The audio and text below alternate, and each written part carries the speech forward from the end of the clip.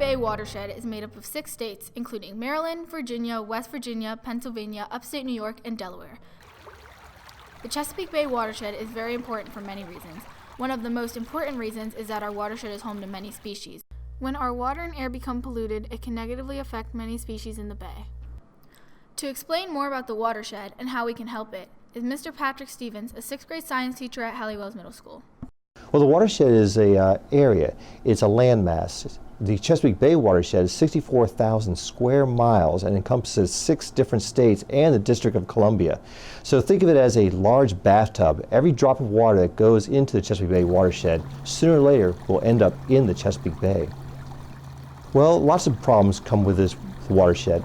17 million people live in the Chesapeake Bay area, and that's a lot of developments. There's a lot of car pollution, there's a lot of air pollution, there's a lot of runoff from houses, from farms, and all that runoff eventually will end up in the Chesapeake Bay.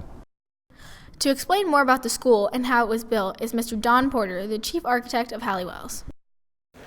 A lot of the things are hidden in the building. You can't see as much inside the building as you might think you would. We have higher insulating values on the walls and the roof to help the energy efficiency of the systems. We have a very efficient mechanical system that it really helps reduce your energy use. There are 22 micro retention facilities around the site, and these micro retention facilities, they're little swales that help treat runoff, rainwater runoff, before it gets down into the aquifer, before it goes down and recharges the water system. To explain more about energy use at Hallie Wells, we spoke to Sheila Planks, the Energy Program Manager from Montgomery County Public Schools facilities. My name is Sheila Plank. I am the Energy Manager for MCPS, meaning that I oversee our close to $40 million budget and get involved as project manager for large projects such as the solar that you have on your building and the 4 other buildings that we did this year.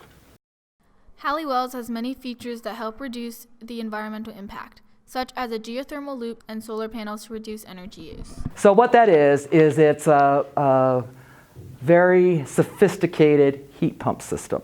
And what that does is it's a closed loop that goes underground because the ground temperature stays around 45-50 degrees.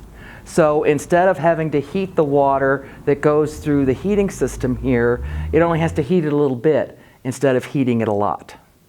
So that's the difference on why this is so special, because we don't need to use as much energy to heat or cool that water because it works in reverse in the summer. The ground temperature is much cooler than the outdoor temperature. So that's why a ground source heat pump is a great idea for places like this, because it keeps them both heated and cooled for less cost. In 2018, MCPS installed over 150 solar panels on the roof of Hallie Wells. MCPS has 17 schools right now with solar panels. We did 8 in 2008, 2009. We did 4 in 2015, and we did 5 this year. It is estimated that the LED lighting, the geothermal heating system, and solar panels will save MCPS over $150,000 per year.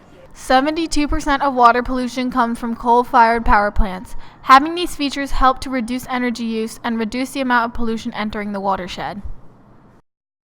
So what can students do here at Hallie Wells to support the Chesapeake Bay watershed? Well, what I like to think of is what can we do locally, even though we're treating a problem that's much larger than us. So things that we could do: we could walk to school, we could ride our bikes instead of driving a car to the store. We don't use plastic bottles, we use reusable bottles. So things that we can do at our homes to help the Chesapeake Bay.